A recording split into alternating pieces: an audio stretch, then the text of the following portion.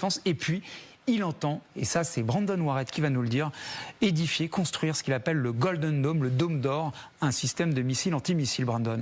Bonjour Guillaume, oui, effectivement. Alors, Golden Dome, dôme d'or, ce serait un écho à la couleur et au métal préféré de Donald Trump, selon la presse américaine. Il s'agit donc d'un système de défense antimissile conçu pour protéger le territoire américain contre une variété de missiles balistiques, hypersoniques, donc en possession actuellement de certains adversaires des États-Unis. Déjà, ça fait référence forcément à une idée précédente à la Maison-Blanche. 1983, le président des États-Unis, Ronald Reagan, qui annonce le lancement d'un vaste programme, la guerre des étoiles, Star Wars, qui prévoit notamment la construction et donc d'un bouclier capable donc d'intercepter tout missile lancé sur les États-Unis. Le problème, c'est qu'il manque de technologie suffisante. Le projet qui tombe à l'eau 10 ans plus tard, en 1993. Alors ce dôme d'or, Golden Dome, fait aussi forcément référence au dôme de fer israélien,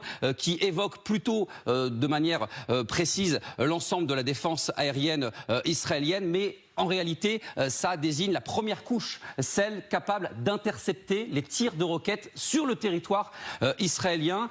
C'est un projet qui a été mis en place en 2011 via une collaboration entre l'État hébreu et les États-Unis. Alors sur le papier, ce dôme d'or, ça fonctionne.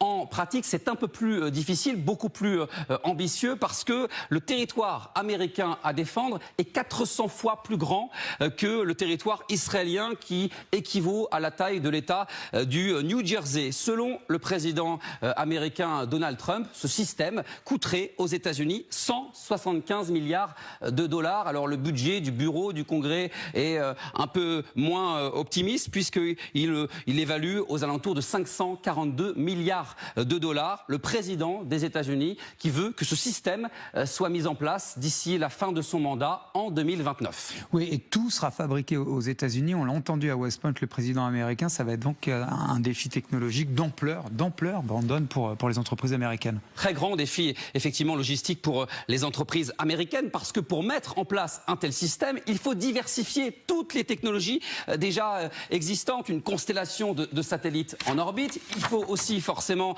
un système de radar pour suivre la trajectoire des différents missiles. Il faut bien sûr un réseau de communication pour synchroniser le tout, et il y a aussi le besoin d'intercepteurs, notamment de missiles balistiques au sol et en mer, qui sont positionnés sur